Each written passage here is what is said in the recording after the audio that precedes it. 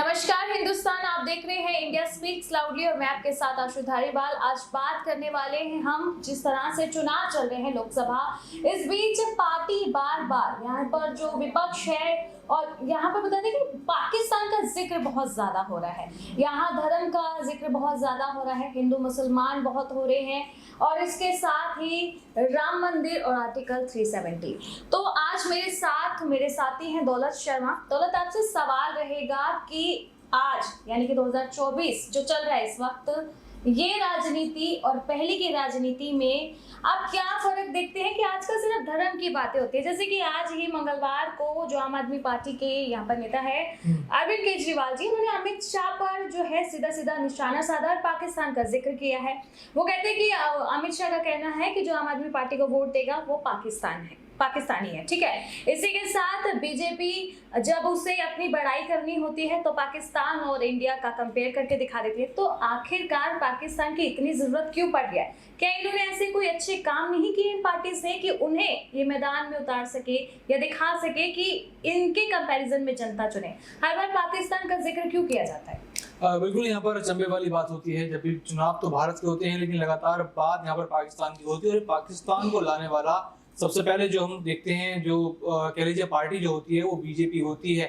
या तो यहाँ पर पाकिस्तान का नाम बदनाम कर या फिर कुछ भी बातें कह के यहाँ पर कंपैरिजन जो है भारत और पाकिस्तान के बीच किया जाता है और लगातार कहा जाता है कि देखिए आपकी इतनी बेहतर स्थिति में पाकिस्तान किस तरीके से यहाँ पर कर रहा है, तो आप बीजेपी को चुनिए अगर पाकिस्तान को जवाब देना है तो। देखिए, उससे पहले कई सारी जो वॉर हुई हैं वो कांग्रेस के समय में हुई थी, उस समय हमने जीता। इसका मतलब ये नहीं कि कांग्रेस यहाँ पर या देखा जाए तो पाकिस्तान को जवाब देने में ज्यादा कमजोर नजर आई, लेकिन इस तरीके को ऐसे बनाया जाता है कि मात्र यहाँ पर बीजेपी जो है पाकिस्तान को जवाब दे सकती है या फिर प्रधानमंत्री नरेंद्र मोदी हैं वो ही पाकिस्तान को जवाब दे सकते हैं। लेकिन हमने देखा है कि किस तरीके से कई बार कई कांग्रेस नेताओं ने भी पाकिस्तानियों को यहाँ पर बड़ी नसीहत दी है, लेकिन चुनाव आते ही ना जाने कहां से जो है बात बेरोजगारी पर नहीं होती, बात महंगाई पर नहीं होती, पाकिस्तान एक बड़ा मुद्दा बन जाता है और अब तो यहाँ पर दिल्ली वासियों को सीधा पाकिस्तानी जो है करार देने की कोशिश की गई है।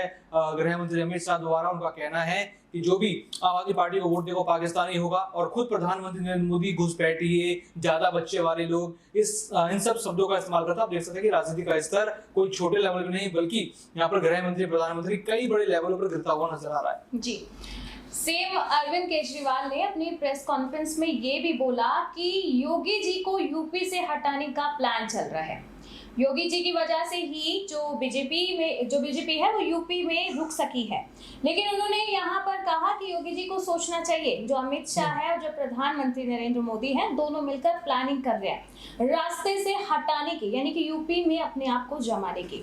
तो आपसे यही बड़ा सवाल है कि क्या यहाँ पर आम आदमी पार्टी ये बीजेपी में फूट डालने का काम कर रही है या सच में आपको भी ऐसे ही लगता है कि नरेंद्र मोदी और अमित शाह मिलकर योगी आदित्यनाथ को रास्ते से हटाने का काम कर रहे हैं? देखिए, कहीं ना कहीं राजनीति बड़े आरोप यहाँ पर लगाए हैं बीजेपी पे कि वो खुद अपने ही नेता के पीछे पड़े हैं, यहाँ पर उनको पद से हटाना चाहते हैं, वो मुख्यमंत्री के पद से जिन्होंने यहाँ पर बुलडोजर बाबा नाम से कई सारी जो है कहीं तो नाम की अपनी कमाई यहाँ पर कर ली है। लोगों के दिलों में वो बसे हुए लगातार यूपी का हर व्यक्ति यहाँ पर कहता है कि अगर बाबा यूपी में है तो ही यहाँ पर यूपी में खुशहाली है। लेकिन लगातार हम देखते हैं कि किस तरीके से योगी आदित्यनाथ को लेकर कई तरह की बातें विपक्ष कहता है, लगातार विपक्ष ये सवाल उठाता है कि अभी तब तक वो सीएम है जब तक यहाँ पर जो है बीजेपी उनको रखे हुए है, वरना बीजेपी यहाँ पर कहीं ना कहीं उनके साथ बड़ा धोखा कर सकती है। जैसे शिवराज सिंह चौहान के साथ हुआ, जैसे वसुंधरा राजे के साथ हुआ, वैसे ही कुछ यहाँ पर योगी आदित्यनाथ के साथ हो सकता है, क्योंकि वो एक तरीके से देखा जाए तो गुजरात लॉबी के अंडर नहीं आ रहे, वो गुजरात लॉबी की बात ज्यादा नहीं मान रहे, बल्कि अपने प्रदेश को अपने हिसाब से वो चलाते हुए नजर आ रहे हैं। जिस तरीके से भी उनको ठीक लगता है वो कार्रवाई करते हैं, यहाँ पर केंद्र की सारी चीजें कहता है, लेकिन खुद योगी अपने ही मन से यहाँ पर काम करते हैं। तो ये कहीं ना कहीं मनमुटाव का एक विषय बन सकता है और लगातार आम आदमी पार्टी इसको उठा रही है कि आप देखना जब यहाँ पर 24 से चुनाव खत्म होंगे तो उसके बाद यूपी में बड़ा हेरफेर हो सकता है। जी दौलत, यहाँ पर अपने काम का रिपोर्ट कार्ड कोई भी पार्टी नहीं रखती सामने, लेकिन यहाँ धर्म से जुड़े हो या फिर हिंदू मुस्लिम करने हो या राम मंदिर का टॉपिक उठाना या फिर पाकिस्तान, बस यही मुद्दे पकड़े हुए हैं कि इन्हीं से उठाकर दूसरे विपक्ष पार्टी में फूट पड़वानी है।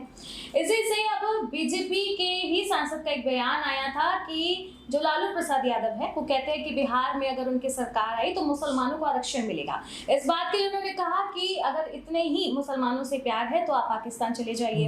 हैदराबाद में जो मुस्लिम और हिंदू की लड़ाई हुई 15 सेकंड और 15 मिनट को लेकर, तो क्या लगता है कि अगर बीजेपी सरकार आ जाती है फिर से एक बार, तो क्या मुसलमानों को कोई खतरा महसूस होगा यहाँ पर? देखिए, यहाँ पे खतरे की तो बात नहीं कर सकते कि खतरा यहाँ मुसलमानों को या फिर किसी भी कम्युनिटी को यहाँ पर होगा किसी भी सरकार के आने से, लेकिन यहाँ पर हमेशा हमने देखा है कि एक वाद विवाद छिड़ा रहता है हिंदू मुस्लिम के बीच। यहाँ पर कई चीजें जो हैं जो आपस में हिंदुओं के बीच भी छिड़ा के रखते हैं, कहीं ना कहीं वोट बैंक कमाने के लिए ये सब चीजें राजनेता करते हुए आते हैं। खुद प्रधानमंत्री नरेंद्र मोदी इन सबका सहारा लेते हैं। कई बयान आपने उनके सुने होंगे, अमित शाह के आपने बयान सुने होंगे। योगी आदित्यनाथ तो लगातार सुर्खियों में इन्हीं बयानों के चलते जो है रहते हैं। तो कहीं ना कहीं एक धर्म का नाम लेकर अपने आप को मजबूत करने की जो है कोशिश यहाँ पर अन्य पार्टी द्वारा की जाती है। लगातार यहाँ पर ये दिखाया जाता है कि हम उन वर्ग के साथ खड़े हैं, उन चीजों के साथ खड़े, लेकिन महंगाई, बेरोजगारी जो अन्य मुद्दे हैं उन पर शायद कोई ही यहाँ पर बात करना चाहता है। बाकी सब समाज, जात पात और धर्म की बात करते हुए नजर आते हैं, जिसका बड़ा आरोप सबसे पहले बीजेपी पर लगता है। जी दौलत, जैसे कि हैदराबाद से बीजेपी की ही सांसद नवनीत राणा ने कहा था कि 15 सेकंड दे जाए हमें तो हम इन्हें बता दें, यानी कि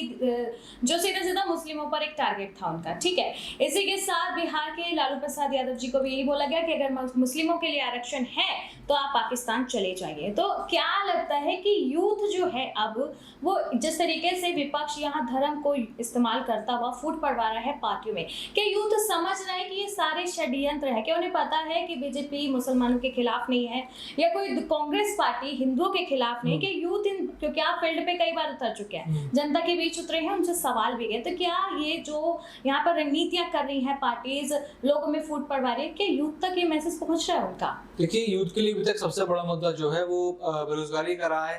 यहाँ पर उनको रोजगार चाहिए, यहाँ पर उनको बाकी अन्य सुविधा चाहिए। यहाँ पर शायद जो युवा हैं वो इन धर्म के मामले में नहीं पढ़ते, लेकिन जो व्हाट्सएप से मैसेज पढ़ते हैं, जो व्हाट्सएप फॉरवर्डों पर विश्वास करते हैं, जो कहीं ना कहीं देखा जाए बड़ी उम्र के लोग हैं, वो इन सब चीजों पर जल्दी विश्वास करके यहाँ पर किसी को भी बहका बना सकते हैं। क्योंकि व्हाट्सएप पे जिस तरीके से चीजें फॉरवर्ड होती हैं लगातार, यहाँ पर एक साथ कई सैकड़ों के साथ संदेश यहाँ पर जो आप शेयर कर देते हैं, और उसके बाद से ही हम देखते हैं कि कई लोग कुछ चीज व्हाट्सएप से पढ़ के आए हैं तो वो अपने दोस्तों के बीच बोलते हैं, ऐसी चीजें बोलते हैं। कहीं ना कहीं वो दिखता है कि क्या यहाँ पर सबसे पहले जरूरत चीजें हैं कि कैसे जो प्रोपेगेंडा यहाँ पर बनाया जा रहा है उसको खत्म किया जाए, और युवाओं की सबसे बड़ी मांग रोजगार है, उसको सामने लाया जाए, ना कि हिंदू मुसलमान या फिर कोई और अन्य चीज यहाँ पर सामने आए। जी, जो 13 मई का स्वाति माल वाला यहाँ पर केस है, इसमें सब बोल रहे हैं कि बीजेपी ने आम आदमी पार्टी में फूट पड़वाई है, लेकिन आज जो केजरीवाल जी ने कहा कि योगी जी को रास्ते से हटाने की कोशिश कर रही है, क्या लगता है आपको कि पार्टी में फूट पड़ सकता है? क्या बीजेपी सच में यहाँ पर समझदारी से काम लेने वाली है, या योगी जी के मन में अब कहीं ना कहीं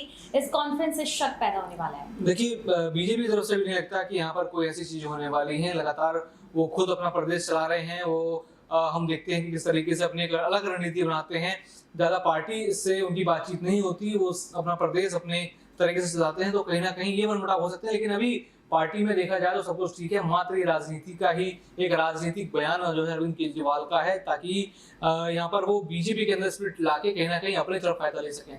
जी, तो पक्ष विपक्ष की रणनीतियों के तमाम सवालों पर हमने अपने साथी दौलत शर्मा से बात की। ऐसे ही सियासी मुद्दों के साथ एक बार फिर से आपके साथ जुड़ेंगे, तब तक आप देखते रहिए इंडिया स्पीक्स लाउडली। कल अमित शाह जी दिल्ली आए थे।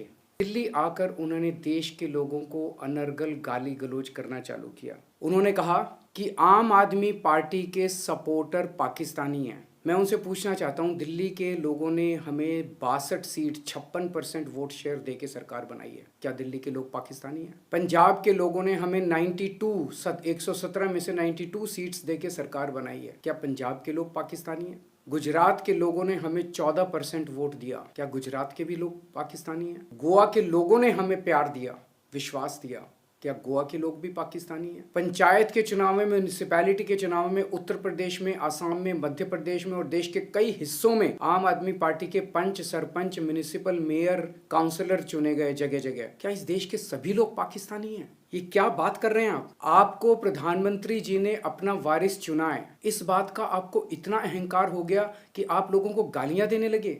धमकियां देने लगे। अभी तो आप पीएम बने नहीं हैं और आपको इतना अहंकार हो गया। आपकी जानकारी के लिए बता दूं कि आप पीएम नहीं बन रहे हैं, क्योंकि 4 जून को लोग बीजेपी की सरकार नहीं बना रहे हैं। बीजेपी जा रही है। थोड़ा अहंकार कम कीजिए और जनता को गाली मत दीजिए। आपकी दुश्मनी मेरे से है, आप मुझे गाली दे लीजिए, लेकिन देश की जनता को अगर गाली देंगे तो ये कोई बर्दाश्त नहीं करने वाला।